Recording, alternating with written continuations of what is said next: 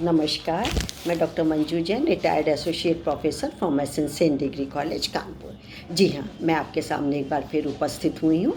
वही प्रेरणादायक कहानी जो आपको, आपके बच्चों को बहुत ज़्यादा पसंद है, वही एक बार मैं लेके आपके सामने फिर से आई हूँ। तो दोस्तों, ये हमारे और आपके बीच में बहुत बार चर्चा हुई है कि प्रेरणादायक कहानी से हमारे विचार बहुत परिवर्तित हो जाते हैं, हमें एक आमूल चूल परिवर्तन आ जाता है। और ये परिवर्तन क्या है? Towards good side. यानी बहुत सारी चीज़ हम कभी कभी नकारात्मक सोचते हैं या ऐसा विपरीत दिशा में चलने लगते हैं जिसमें स्वयं को भी हमको आश्चर्य होता है कि हमने ऐसा कदम उठाया क्यों, हमने सोचा क्यों, ये सब होता है। लेकिन एक बार, सिर्फ एक बार ये प्रेरणादायक कहानी सुनिए, पढ़िए या बच्चों को सुनाइए तो निस्संदेह हमारा जो जीवन है वो कठिन से बहुत सरल हो जाएगा, सरस हो जाएगा, बहुत अच्छा हमको अच्छी राह मिलेगी। तो चलिए, आज भी मैंने एक कहानी आपके लिए सोच के रखी है जिसका शीर्षक है दान की महिमा। जी हाँ, तो एक राज्य था, तो राज्य में राजा तो हो गई, राजा था तो अच्छा था, ईमानदार था। और कभी कभी लेकिन क्या है कि वो अपने राज्य में अजीब सी शर्तें रख देता था। न्यायप्रिय भी बहुत था वो, और ऐसे ऐसे कांड रख लेता था कि लोग जो कि हैं, मनोरंजन तो होता था लेकिन कभी कभी बड़े पशुपेश में या वो काम कर नहीं पाते थे। अब एक दिन क्या हुआ, बैठे बैठे उसने कहा कि भाई कोई ऐसा व्यक्ति ढूंढो। राज में सब मंत्रियों को बुलाया, दरबारियों को बुलाया और कहा कि कल मैं रात में ऐसे ही बैठे बैठे सोच रहा था कि मरने के बाद क्या होता है, कैसी फीलिंग्स होती हैं। तो और मैं चाहता हूँ कि कोई व्यक्ति ऐसा करे तो मैं उसको 500 सोने की मोहरें दूंगा। तो दरबारी जो राजमंत्री था उसे कहा कि लौट मरने वाला व्यक्ति लौट के तो आएगा नहीं। बोला ये तो ठीक है, लेकिन वो बिल्कुल मृतप्राय की तरह उसको कर दो, कुछ खिला पिला के, या फिर उसको जिंदा जिंदा कब्र में डाल दो।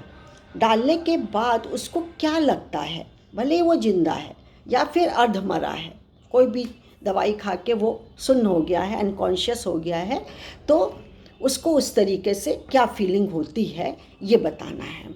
अब सारे राज्य में मुनादी फैला दी गई, ढिंडोरा पीट दिया गया कि ऐसे ऐसे ऐसे है। कोई 2-4 दिन हो गए, कोई व्यक्ति आया ही नहीं। अंत में एक व्यक्ति तैयार हो गया, राजा के दरबार में आया।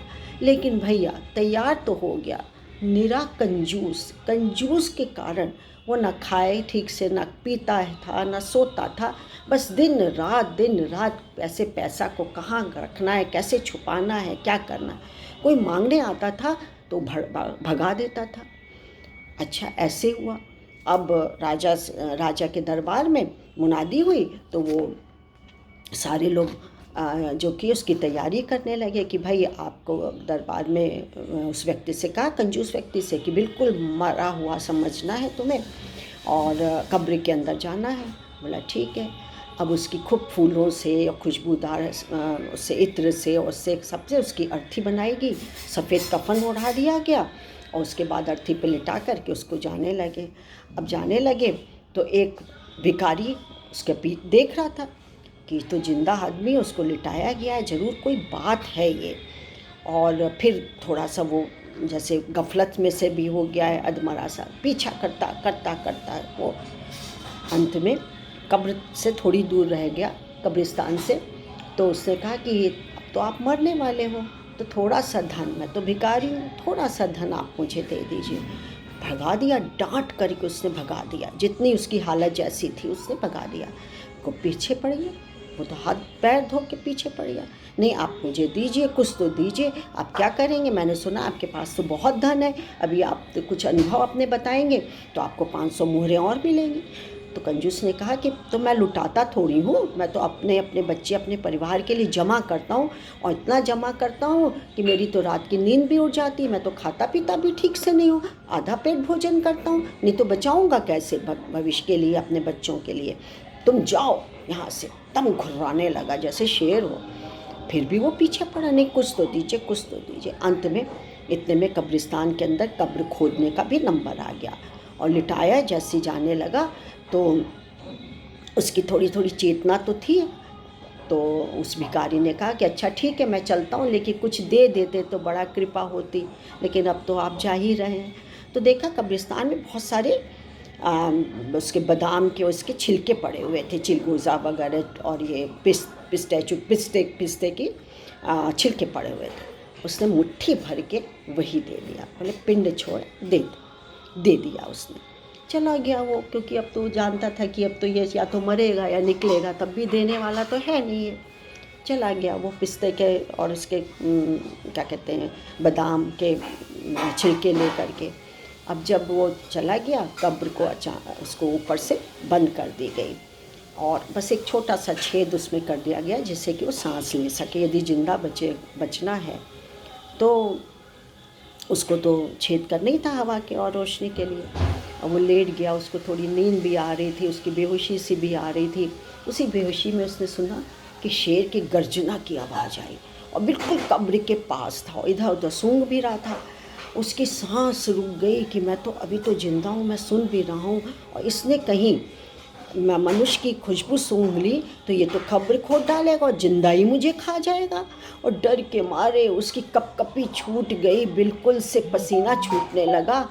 और फिर शेर ने पता नहीं क्या हुआ, इधर उधर सूंघा और देखा कि एक छेद में से बादाम का छिलका बाहर जा रहा था, और उसने उसके सूंघ के और मतलब बाहर निकल गया, चला गया वहाँ से। उसके बाद क्या हुआ कि कुछ मधुमक्खियों की भिनभिनाने की आवाज़ आई, और उसमें से एक मधुमक्खी उस छेद में से घुसने की भी कोशिश कर रही थी, लेकिन बार बार जो बादाम का छिलका था उस छेद के ऊपर चिपक जाता था, जैसे आड़ होती वो होता है क्या। वो देख रहा था अंदर से धीरे धीरे से। उसके बाद उसने देखा कि सर करते हुआ एक सांप उसके बिल के अंदर बार बार उस छेद के अंदर बार बार घुसने की कोशिश कर रहा था। और बार बार कभी चिलगोजा का छिलका आके छेद को बंद कर देता था, कभी बादाम का छिलका कर देता था, और कभी किसी और का छिलका जो भी उसने दिया था चिलगोजा वगैरह उसका छिलका वो उसको बंद कर देता था। और देख रहा है, सांस भी ले रहा है, घुटन भी हो रही है, सब कुछ है। खैर जैसे तैसे वो रात गुजारी उसने, और सुबह हुआ तो उसे दरबारियों ने उसका कब्र को खोदा, उसको निकालने के लिए, कंजूस व्यक्ति को निकालने के लिए निकला।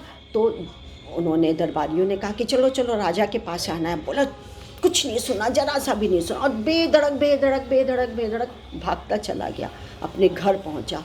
उसे तिजोरी खोली, अलमारी खोली, गद्दे के नीचे खोला, जहाँ जहाँ उसे धन छुपा के रखा हुआ था सब धन, कुछ अपने नौकरों को, कुछ अपने रिश्तेदारों को, बीबी को, बच्चे को, जो मांगने आ रहा था, उसमें वो भिखारी भी था शायद, और उसको भी सबको दे दिया धन। अचूक धन संपत्ति थी जो कि उसने कंजूसी में बटोरी हुई रखी थी। उसको दान करते हुए देख के सब ताज्जुब में पड़ गया, बोले हैं ये व्यक्ति दान कर रहा है, ताज्जुब हो गया। और उसके बाद उसको दरबार में लाया गया। दरबार में कहा कि तुम्हारे में क्यों इतना ड्रास्टिक चेंज आ गया, इतनी मतलब ज़बरदस्त कैसे इतना चेंज आ गया, और अपने अनुभव सुनाओ। बोले अनुभव छोड़िए, बस सबसे अच्छा क्या है। सबसे पहले तो उसने वो कहानी सुनाई अपने भिखारी की, उसके बाद बताया कि कैसे शेर और मधुमक्खी और केचुए और सांप आए, उसको बताया। और कहा महाराज मरने के बाद सबसे ज़्यादा काम जो आता है वो दान है, और दान करना ही सब धर्मों में श्रेष्ठ है। मेरा अनुभव यही है। साथियों, कहानी का अंत हो गया। शिक्षा बहुत बड़ी छोड़ के गया कि अपने जीते जी यदि आप सक्षम हैं कुछ करने के लिए, तो आपको एक हिस्सा कुछ न कुछ ज़रूरतमंदों को, नीडी एंड डिजर्विंग पर्सन्स को अवश्य देना चाहिए। यही इस कहानी के पीछे का छुपा हुआ सार है और सीख छोड़ के जाता है। तो आज यही कहानी समाप्त करती हूँ। आज के लिए मुझे आज्ञा दीजिए। नमस्कार, थैंक यू।